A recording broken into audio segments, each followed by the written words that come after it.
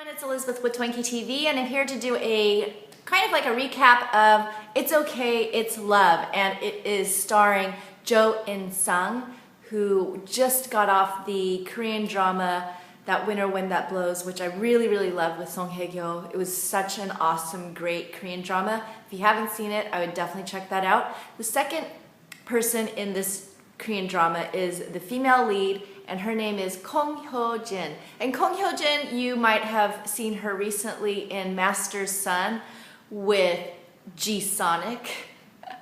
So yeah, go look him up. It's actually pretty funny.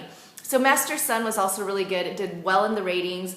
Master's Son was about a woman who is able to see ghosts and trying to resolve each ghost story at every episode. So kind of like that one Jennifer Love Hewitt Hollywood TV show, like The Ghost Whisperer. So that was kind of the premise of the Master's Son, except she was with Soji Sub, and well, I just gave you who G-Sonic is. But Soji Sub is like, he was really cute, really funny in that drama as well. So back to this drama, it is a Korean drama called It's Okay, It's Love. There's 16 episodes slated for this Korean drama, and the storyline is Hyo-jin, she is a psychiatrist living with another psychiatrist and a guy with Tourette syndrome. And for those of you who don't know Tourette syndrome, it's somebody who has like uncontrollable tics or has things that they say without control. So it's kind of, and this guy, Lee Kwon-soo, who is in Running Man, his character is all about learning to deal with his Tourette's through, I guess, like a series of things that the psychiatrist, the male psychiatrist living in the house is helping him out with too. So Hyo-jin, she's a female psychiatrist. She is having her own set of problems.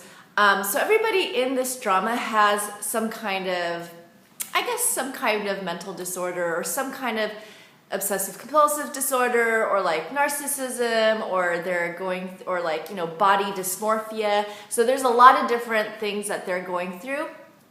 And Jo-in-sung himself, which is Jang Jae-yeol, he is having some serious difficulties. At first you don't know what these are because he's a successful kind of like a thriller, fictional writer, kind of like Stephen King genre, I believe.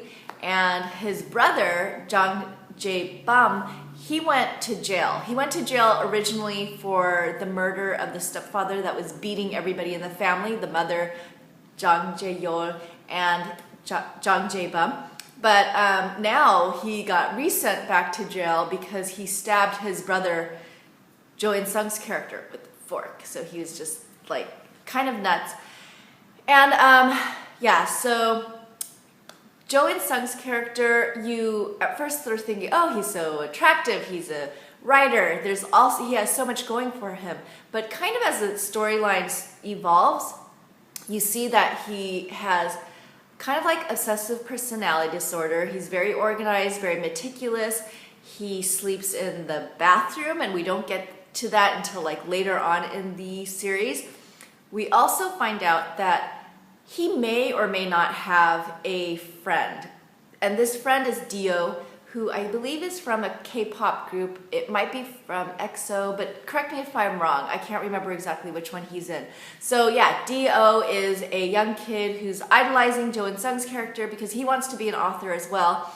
So yeah, but we're not sure if Dio actually exists or if it's a figment of Jo-in-sung's imagination, which is very imaginative because he's a fictional writer.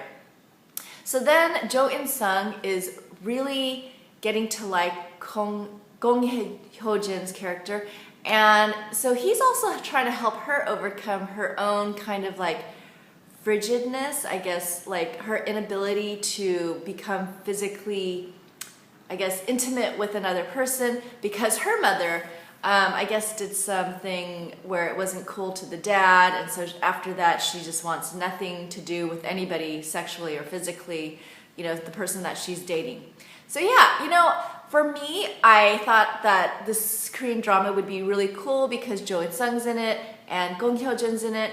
I really love both of them individually. Some of their movies and their, like Jo In-sung had this awesome movie a few years ago, Frozen Flower, I believe, or something like that, where he plays the bodyguard of the king, and then he's the king's lover, and then the king decides that Jo In-sung will be the lover of the wife so that the queen, could get impregnated.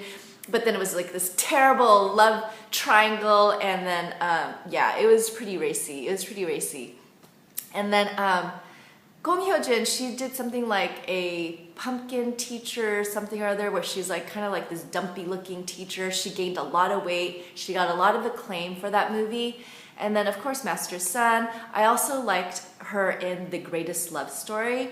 And so, you know, individually they did great. I have watched like up to episode 8 of this Korean drama, and I'm still really on the fence. I don't know, like the storyline is very interesting because it deals with a lot of different mental disorders or mental illnesses. All the individuals are very quirky and fun. It's set in modern times. It's not so heavy that you're like, oh, it's just like burdening you emotionally.